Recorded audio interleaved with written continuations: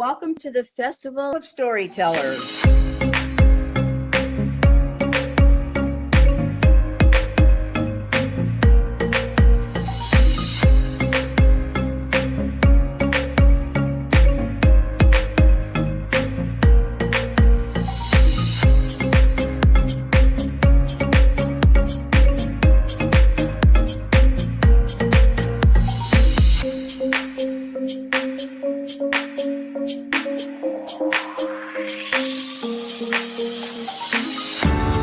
I can't tell you how excited I am to be on right now. It's been a couple of weeks of excitement, getting prepared, and I've done a lot of things in my life, but this has got to be close to the top. Thank you, Reader's Magnet, and thank you, John, for putting this forth and taking the chance on us authors in presenting this out to the world. I've enjoyed this immensely, Joanne. Ellie, so have I. Thank you for who you are, and thank you, Reader's Magnet. You all are beautiful, and you've worked so very hard, and we are blessed. We are. I thank everybody that's involved with this process, because we know writers need readers and writers need publishers. We thank Reader's Magnet and everybody that's involved. I love Reader's Magnet. They say, we share your stories with the world.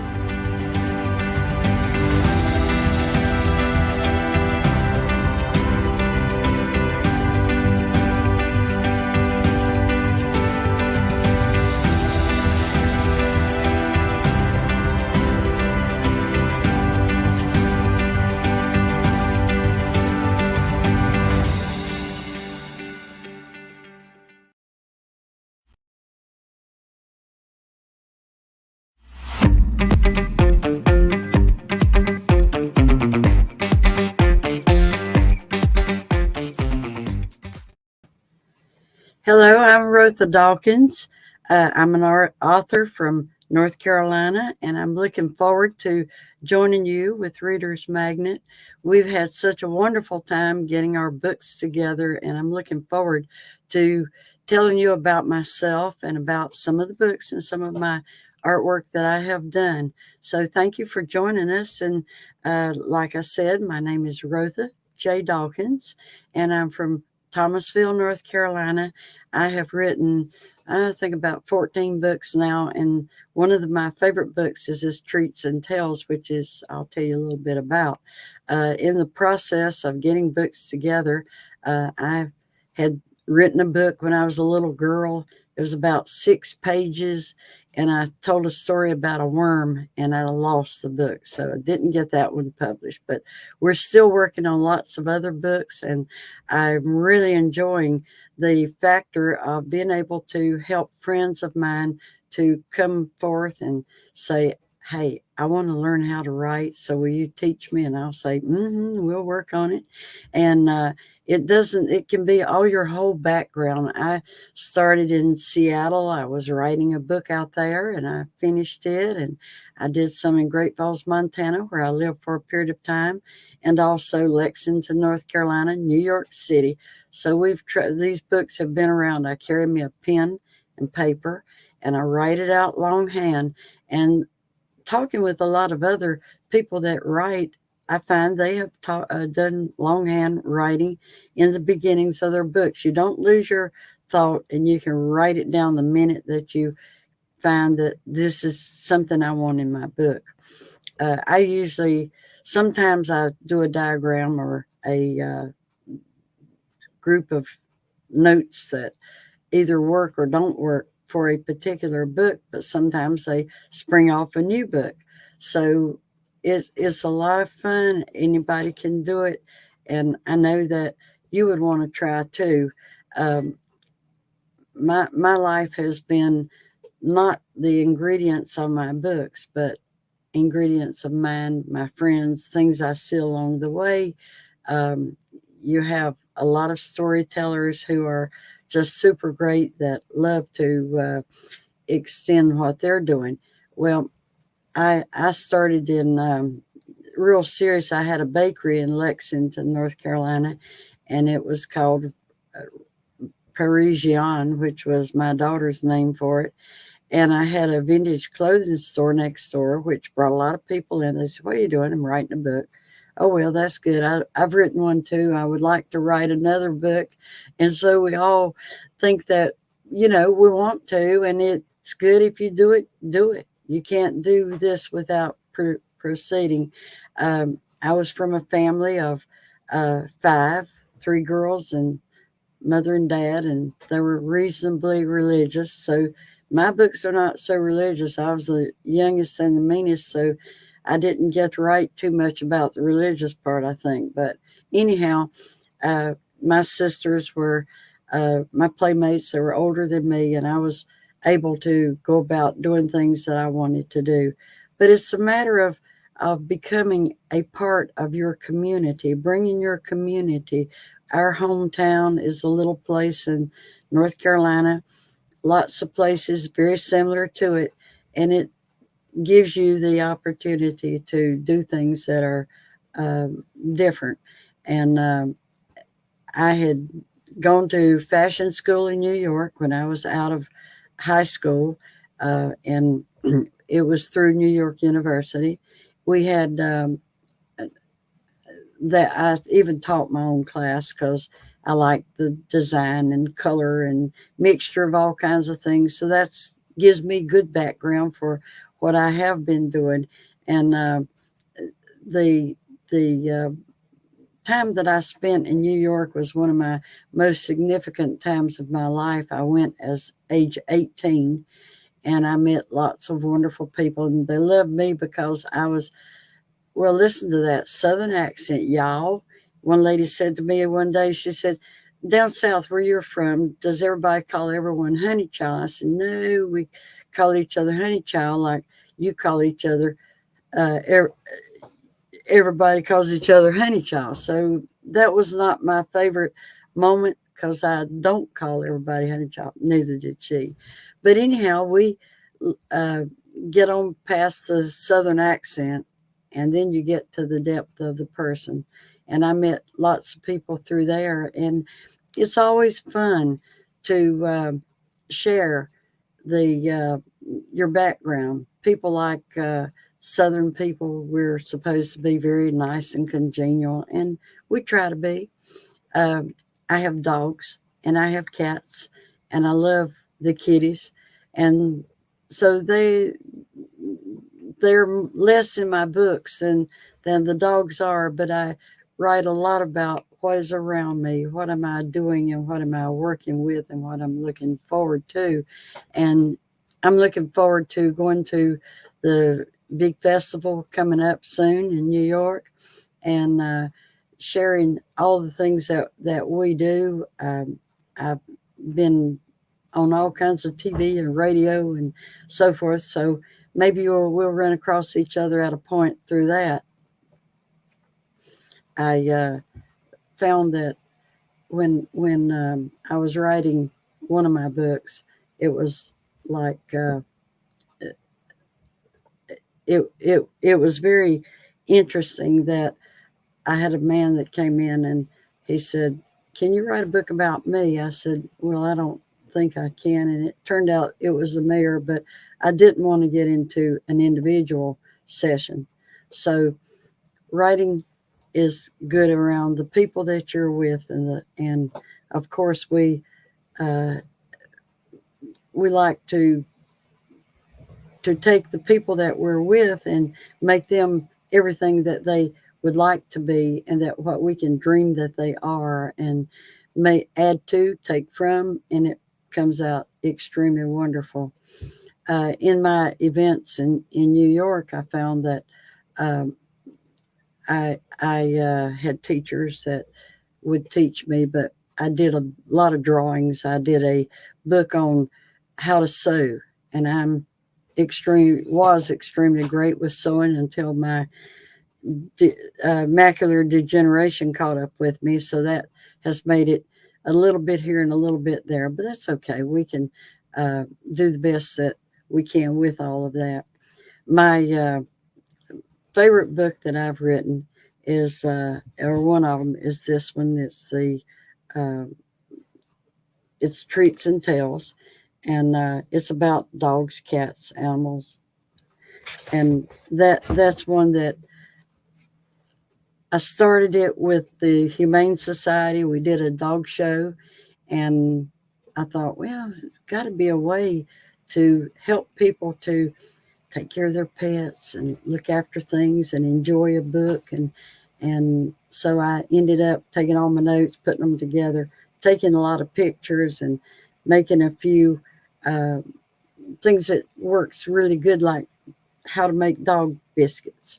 And everybody likes the story about how the canine dog people would bring their dogs to visit me over at La Parisienne, the place in Lexington where I was writing parts of this book, and I would make the dog biscuits. And the men who looked after their dogs, they were all men at that point.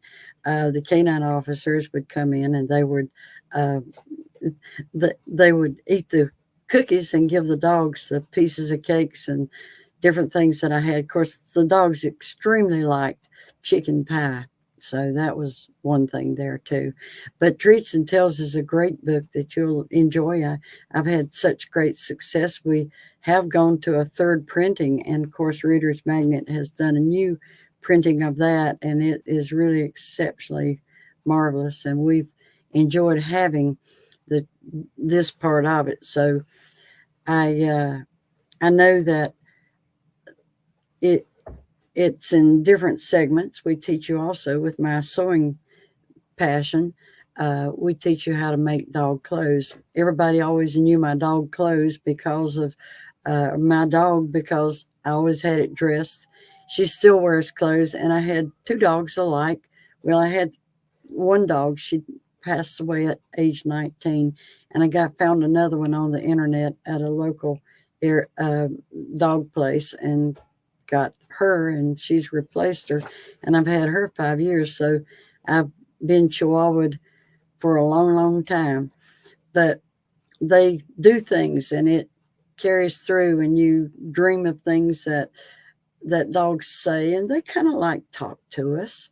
And so that's one of the things I find, that if the dog is able to talk to you just a little bit, well, you can understand. And you do sign language with people, so why not sign language with a Peppy or a puppy? And Peppy is my dog's name. So please look into this book that Reader's Magnet has put out, the Treats and Tales. I think you'll like that, and we'll be glad to help you in any way that we can to make sure that you get a whole bunch of copies of that, so that we can show everybody what puppies need, what is fun for them, and how you can have yours in a safe animal. We have always looked for different things to write about animals. Now, cats are a little bit skittish and a little bit more different, but I had a whole bunch of cats at the back of my store that the city had neutered all of them and kept them around, so that will take care of some of the mouse population around the town. Well, the dogs are so fast, every morning I would open my back door, and here's a mouse laying out on the sidewalk. So we had our mouse or two, which was always a good thing. But it's fun to have the ability to help the animals and give them treats and give them the things that they need. If I were going to do this book over, and I'm not, because I like it as it is, if I were going to do it over, I'd probably do a little bit more about kitty cats. Once I was asked to do clothing for some kind of a dog that was huge. He came in my store, and he was bigger than me and kind of growled a little bit. So I said, well, let's put a bow on him. So we put a man's bow tie on him because he was so big, and he went on to the lady's wedding, and he was fine. But all kinds of things happen with your pets and with things. And as an author, I've enjoyed writing about animals. I write about people more than animals, probably, but I do love the involvement with the pets. And so it makes it very nice, very fun. And we find that the stories we tell, the things they do, and I get firsthand shot at it, so I can give it to you. So that makes it even more fun. I wish that we uh, had, like I said, had done a little bit more in the writing of the this book about kitty cats. But I don't I don't think that cats sit. They do talk to you somewhat, but they're not like the dogs.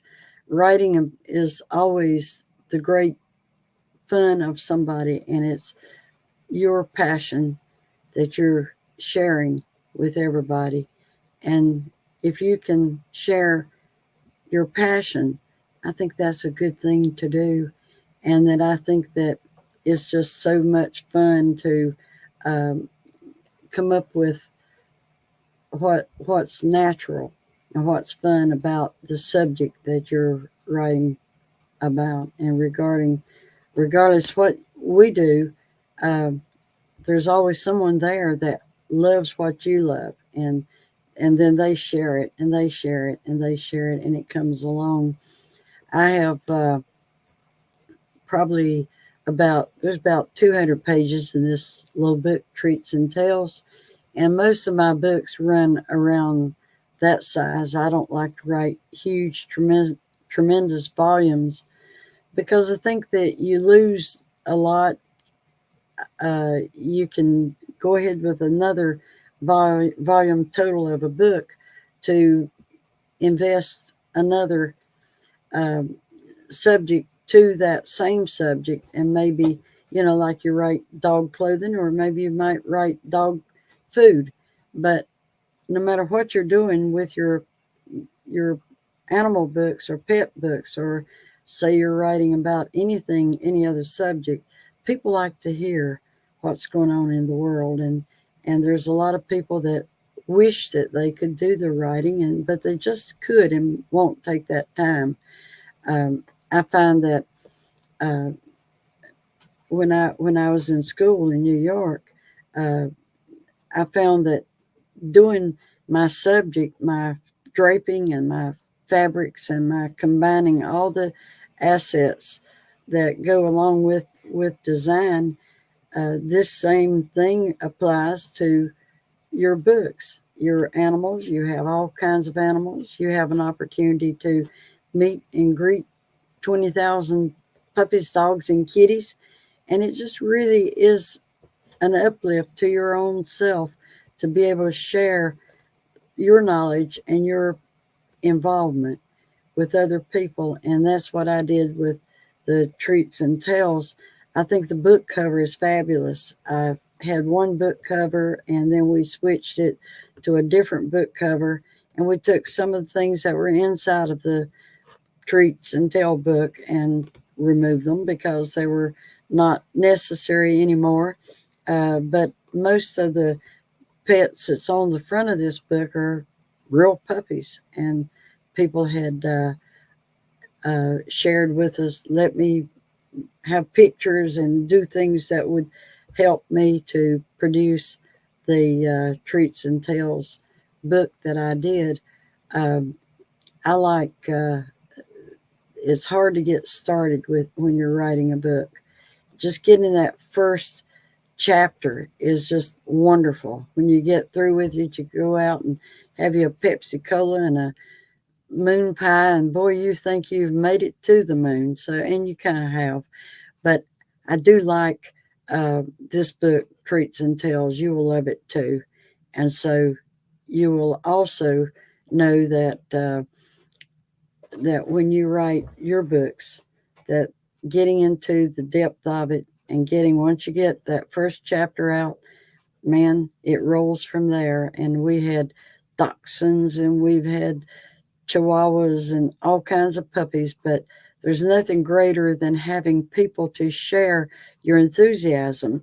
And writing about animals is very enthusiastic. People love the pets, and they love to hear you play with them. And playing and petting them and enjoying them is always so much fun. And I found that with this book, Treats and Tales, you learn new things about the animals, and you go out and you check them out. But there's a lot of things that my veterinarian and various people enjoy. This book, Treats and Tales. So it'll be a good, safe book for you. The children will like it. It's not at a baby level because most babies aren't too much into the animals, but uh, they will try to pet your animal if they can, and I don't recommend that, but I recommend read them Treats and Tales. They'll all love it and take it, keep it, and take it out every now and then, like a lot of my uh, readers do, and you'll enjoy having this book start to finish. It's got an extra story in it about a dog named Candy that was um, put to sleep by a neighbor that had shot her, and it was a very sad story. But the veterinarian came through and did what he could do to bring her to life, but there was nothing that was left that could be. But read Candy and read Treats and Tales and read about the dogs as they escape from the dog prison of the um, Humane Society, where they do try their best to take care of animals and get them homes, but not all of them make it, and not all of them can, and not all of them are eligible to become. And then, of course, it tells you things that you can do in case of um, if your pet has a problem, what to do to get your animal strictly looked after. But make sure you have a good veterinarian, and that your animals are safe and it makes you safe.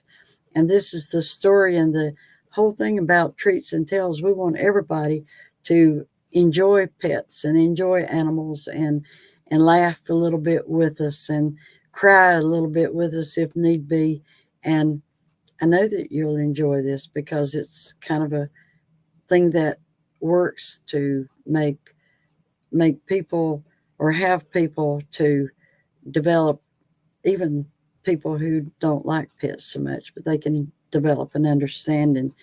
And but Treats and Tales is a good little story, and stories inside of stories, and the kitty cats are there and the puppies are there. So I really am looking forward to sharing this story with more and more and more people. We've had it here for several years, and now it's in its new form. And I think the new form is fabulous. And the Reader's Magnet has done a marvelous job putting it together, and I'm very proud of it. The first time that I uh, published Treats and Tales, it was very difficult, and it came out with lots and lots of pictures. And this time, it has come out with basically more improved pictures and a more improved look. And I really enjoy having to share this with my friends and my families, and so I know that everybody's going to enjoy the Treats and Tale. And this is the book. It's hard for me to come across to the right side of the there she is. Okay, Treats and Tales. And my name is Rotha J. Dawkins. I'm from Lexington, North Carolina. And I do hope that you will share my little book with me and share the involvement with all the pets and your pets, and that this will be a help to you, and there'll be something that you will love, and you will be excited to share and to show, and read them to your little youngins. They'll love it. I said youngins, that's the southern slang for children. So anyhow, I do hope that you'll enjoy the Treats and Tales, and that it will become everything that you think it should be. So I want you to know that I especially have enjoyed visiting with you people today, and that we're wanting to get started on some new projects, and that Treats and Tales is going to be the